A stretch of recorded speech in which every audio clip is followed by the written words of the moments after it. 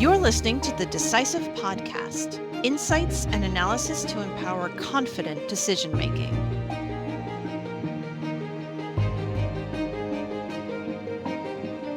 Hello, and welcome to another episode of the Decisive Podcast.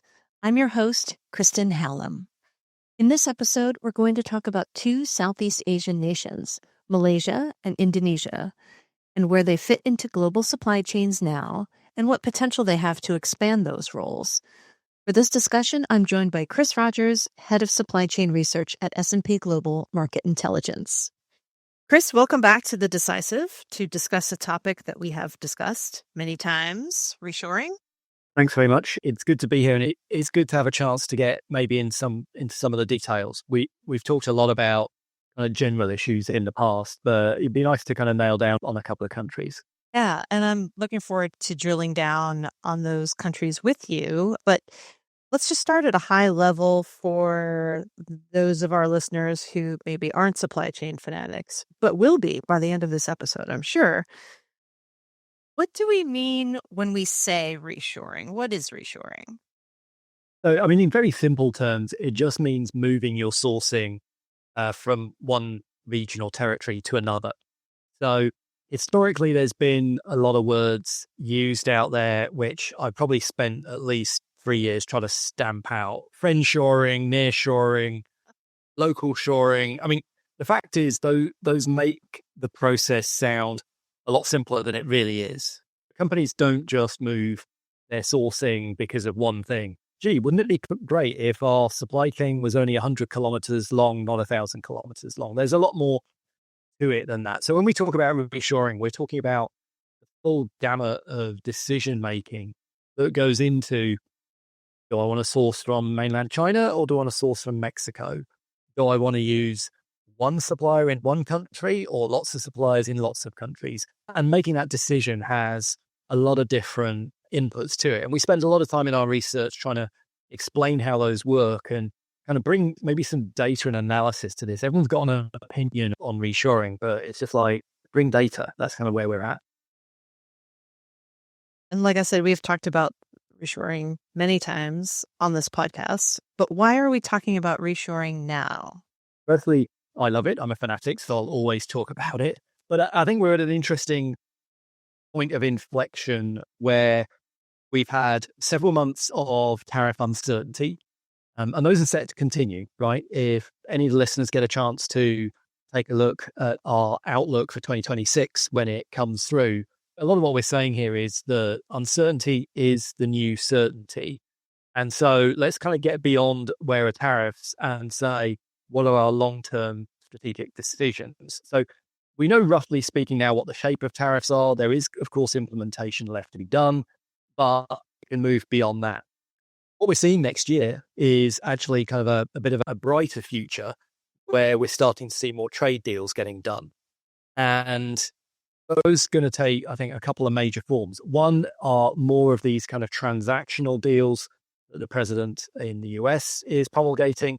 And then we've got kind of the bigger, grander trade deals, ASEAN, China. There's a new version of that coming. EU, Mercosur, that's finally coming.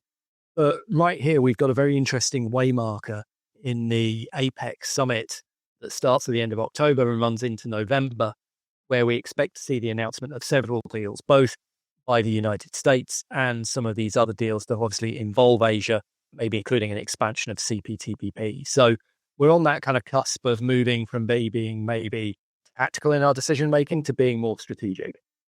Now, you and the supply chain research team have done a series of reports recently focusing on 10 Southeast Asian markets. And we're going to focus on two of those markets today. This is the part where we start drilling down. Indonesia and Malaysia. So let's start with Indonesia. Chris, how does Indonesia currently figure in the global supply chain? So I think it's probably fair to say that it's not a country you normally hear a lot about when there are discussions about reshoring. We hear a lot about Vietnam. We hear a lot about Malaysia. We'll come to that. Indonesia, considering how large it is, it's not been like a major focus. We think it will do in the future. We can talk more about that. But I think because its positioning global supply chains is very much focused on commodities, I think a lot of countries have come to it, a lot of companies have come to it for its resource endowment.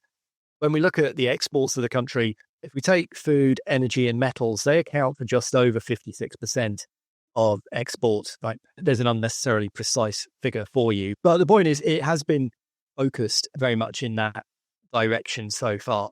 The government has had a number of opportunities, is looking to diversify it, but its manufacturing base is still kind of much smaller in context. Amongst the largest kind of manufacturing area is apparel and textiles. That's around 6% of exports, and electrical machinery and electronics are only around 9%. So in that regard, it's unusual when compared to the ASEAN group more broadly. Thank you for that. That's a good snapshot of where Indonesia's at now. But what potential does Indonesia have as a reshoring center, Chris? So I think it's got the potential for development for a number of reasons. First, there's a degree of political stability over the next 4 years or so. I know there's been protests going on, but the next elections aren't scheduled till 2029. And it already has a strong position from a free trade deal perspective. So just over 2/3 of its merchandise trade are covered by free trade deals. So it's already well interconnected into the international supply chain. I think where it's developing as well, which I think would be really interesting, is in terms of the trade deals it doesn't yet have. So it's one of the first to sign a trade agreement, a loose trade agreement with the United States, although there's a lot more details to come there. It's got a partnership and cooperation agreement with the EU, but there's the potential there for a wider agreement. A comprehensive economic partnership agreement was agreed just a few months ago. So I think it is one of those areas that could expand. And I think one of the critical areas that we don't often talk about reshoring, and we do much more in this research series, is the potential for the country as a place to manufacture for its population at large. So effectively for the domestic market. So that domestic market, the low labor costs, the political stability, and also the resource endowment, I think gives it those opportunities for the future. What would be the main challenges that Indonesia faces if it does want to position itself to grow as a reshoring center?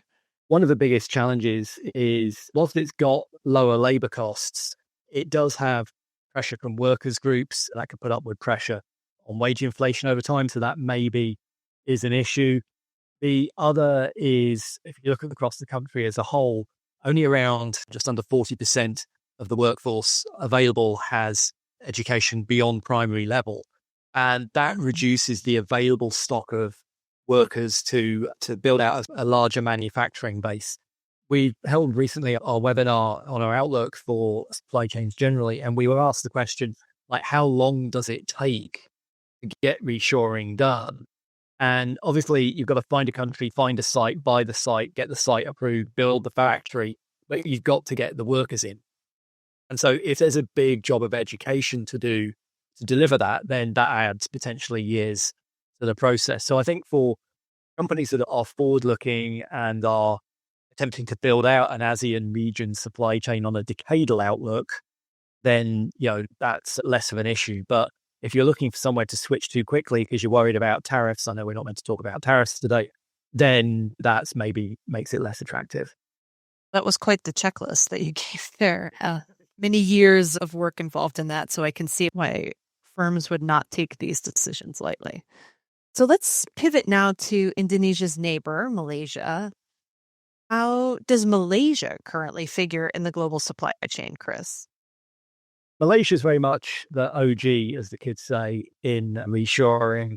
We saw electronics manufacturing in semiconductors move out there decades ago. It has very much been kind of an early winner. But as a consequence of that, the government there needs to continually ensure that it can stay ahead, particularly ahead of some of the lower cost ASEAN countries. Electronics is really where it's at, right? So electronics accounts for, is another needlessly accurate number, 37% of total exports in 2025, of which 25 percentage points, so a quarter of total exports, are around industrial semiconductors. The other 12 percentage points is computer parts, the devices themselves, renewable energy equipment, and so on. And those exports are particularly important for its integration into the Asia region electronics supply chains, both in terms of historic devices or legacy devices, personal computers, and so on, as well as the chips used in some of the more advanced AI accelerators. Not the graphics processors themselves; those are assembled in Taiwan, but a lot of the enabling technology. It does, of course, also have a significant resource endowment. Energy is a significant area of export, including crude oil, refined oil, and gases. Also, the forestry economy is really important as well. Palm oil, for example, is a significant part of the export base, around 9% in total. So, again, it's somewhat different to the ASEAN group overall because it's very focused on electronics within its manufacturing, whereas its other manufacturing sectors are much smaller. So apparel, furniture, and autos combined is only about 3% of exports. So it's the electronics center of the region, if you like. Very interesting. I didn't quite realize that. So I appreciate the history there. I think we now have a pretty good snapshot of where Malaysia's at. So what potential does Malaysia have as a reshoring center beyond where it's at currently? So I think in many regards, the country is going to be fighting something of a rearguard action, in as much that other countries want its basic electronics, and the US, the EU, and others want to build out their own semiconductor sectors. Semiconductors has been a significant area of focus. And so it's helpful that the country already has free trade agreements with around 2/3 of its export partners. It has, like Indonesia, signed a kind of a handshake agreement with the United States. But I think it does need to kind of further deepen its trade relationships with some of these other areas. Really, relations with mainland China are going to be absolutely vital in that respect. So I think the update of the ASEAN-China Free Trade Agreement, which could happen as soon as the APEC summit we mentioned earlier, I think could be really helpful there. So I think in many regards, it's about defending the existing position, ensuring trade is liberalized for it to hold on to its position.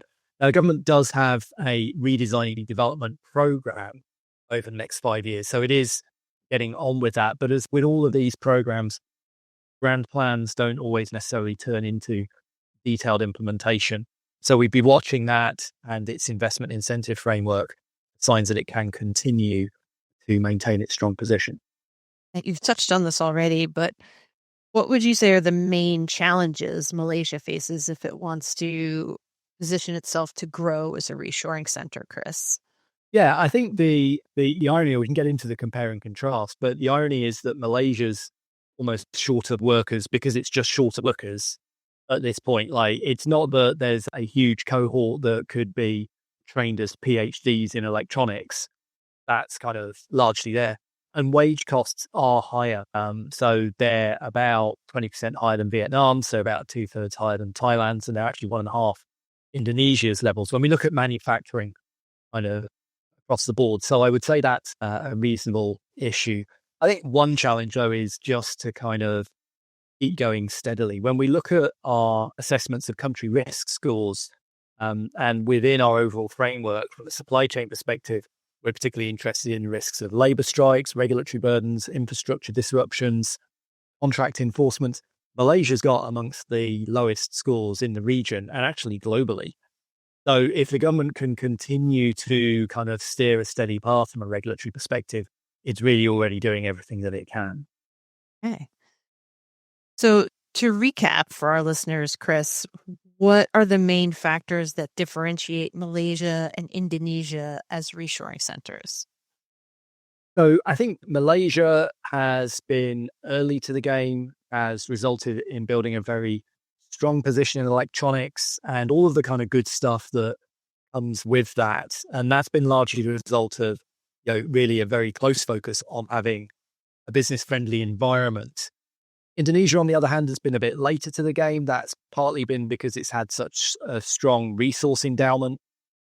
So a lot of its development has come from the sale of those minerals. And increasingly, clearly, the government is looking to expand its supply chains. We've talked in the past about resource nationalism and looking to parlay a strong position in lithium or copper into a wider automotive sector, for example.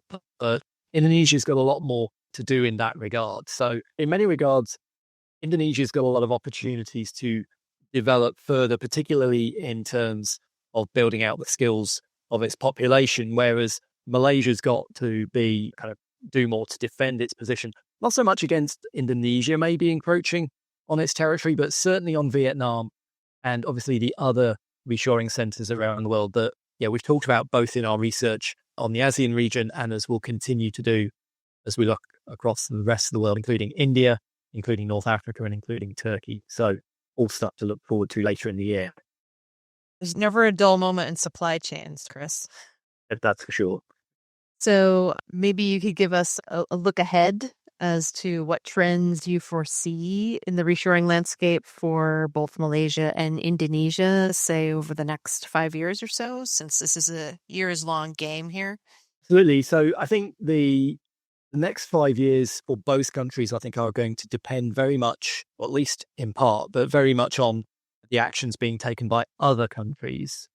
So to what extent will China and Chinese firms continue to expand their investments in the region, both in the market, for the market, as well as export centers? So I think that's an area to track as Chinese firms, including state-owned firms, increasingly look to build their global markets beyond China. Right? I think those are two countries particularly that may benefit both from investment and from new consumption opportunities. When it comes to supplying out to the rest of the world, one of the areas we haven't talked about so far because it's horribly complicated and could be a whole other podcast, I think you've addressed it before with some of my colleagues, is around European regulations, particularly around the carbon border adjustment mechanism, around the EU deforestation regulations, which are particularly pertinent for Indonesia and Malaysia, given their forestry and other commodity sectors. So I think as they look to expand their exports, they're going to have to keep a close eye on and adapt to those regulations. And then the final part from a consumption perspective is very much looking at the United States and whether we see a change in the trade policy environment there. In the recent webinar we held, we asked the question, when do you expect tariffs start to come down? And 3/4 of respondents basically said not anytime soon. So I think if you know what you've got, you can work towards that. And we're confident that manufacturing growth and investment is going to continue into both countries, possibly faster into Indonesia than Malaysia, but only part of that is within their own control. Part of it is about the wider global trade policy environment. Right. Well, that brings us to the end of our time. Great conversation as always, Chris. Any final thoughts for our listeners? Go read our Reshoring series. There's a lot going on out there. We've all been hyper-focused on tariffs and US policy so far, and there's so much more to global trade and supply chains out there. There's so many more investment opportunities, so many more sourcing opportunities, and we're really trying to widen the debate out now and try and help our customers become more strategic in their decision making, and hopefully at the same time as they become less tactical in how they handle the world. Do you think that'll be a big theme for next year? Our key themes report will be coming out soon. And to your point, Chris, what is that statistic that you often use? What percentage of global trade revolves around the U.S. and the U.S. tariff policy? So US counts for around 15% of global trade. So let's go play with the other 85% for a change. Big world out there. Sure is. Right. Well, thanks as always, Chris, for taking the time to share your insights with us. That concludes this episode. Until next time. Thank you for listening to the Decisive Podcast from S&P Global. Please subscribe and join us for next week's episode. Until then, stay curious and stay informed.